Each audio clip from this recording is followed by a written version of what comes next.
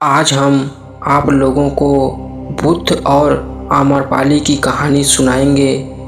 उससे पहले यदि आप हमारे चैनल पर नए हैं तो हमारे चैनल को लाइक, सब्सक्राइब एंड शेयर जरूर कर लें। चलो चलते हैं कहानी की ओर। इतिहास के पन्ने आपको बिहार के जिला वैशाली में राजाओं और नगरवधु आम्रपाली के किस्सों से भरे मिलेंगे।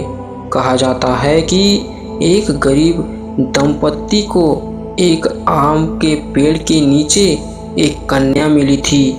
उसके माता पिता पता नहीं क्यों उसे पेड़ के नीचे रखकर चले गए थे। दंपत्ति ने लड़की के माता पिता के बारे में बहुत पता लगाया, लेकिन कुछ पता नहीं चला। इसके बाद गरीब दंपत्ति ने ही उस कन्या का लालन पालन किया और उसका नाम आम्रपाली रखा। आम्रपाली बहुत ही रूपवती थी। जब आम्रपाली किशोरा अवस्था में पहुंची तो पूरे नगर में उसके सौंदर्य की चर्चा होने लगी। इतना ही नहीं, नगर का हर पुरुष उससे विवाह करना चाहता था।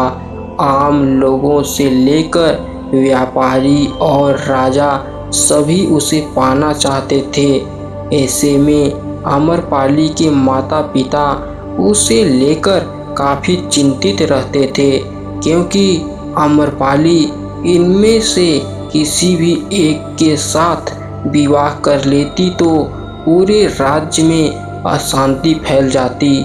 नगर में शांति स्थापित करने के लिए वैशाली नगर के प्रशासन ने आम्रपाली को क्रमानुसार अंत में नगर वधू बना दिया। आम्रपाली को साम्राज्य की सबसे खूबसूरत और प्रतिभाशाली महिला के रूप में जनपद कल्याण की उपाधि 7 साल के लिए दे दी गई। आम्रपाली को धन आभूषण से लेकर अपना महल भी दे दिया। उसके इर्द गिर्द सेविकाएं रहती थी। आम्रपाली को शारीरिक संबंध बनाने के लिए चयन का अधिकार भी प्राप्त था। फिर वह राजा के दरबार की नर्तकी भी बन गई।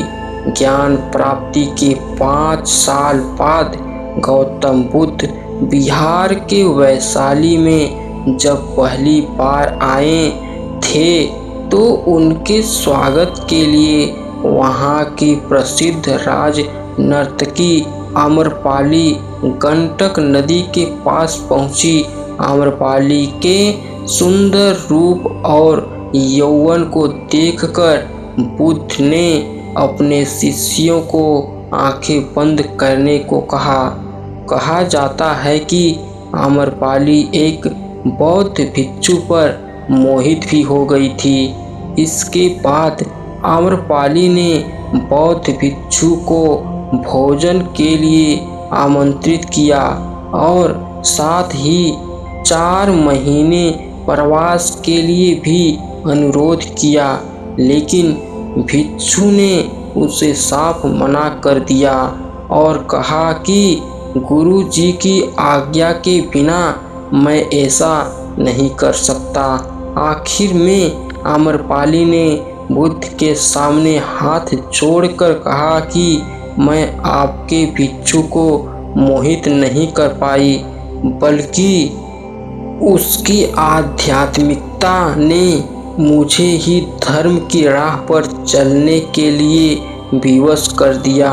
इसके बाद आम्रपाली ने बुद्ध के सामने भिक्षुकी बनने की इच्छा प्रकट की, लेकिन पहले तो बुद्ध ने मना कर दिया, क्योंकि उस समय बौद्ध संघ में स्त्रियों का प्रवेश वर्जित था। हालांकि इस घटना के बाद बुद्ध ने स्त्रियों को बौद्ध संघ में प्रवेश की अनुमति दे दी।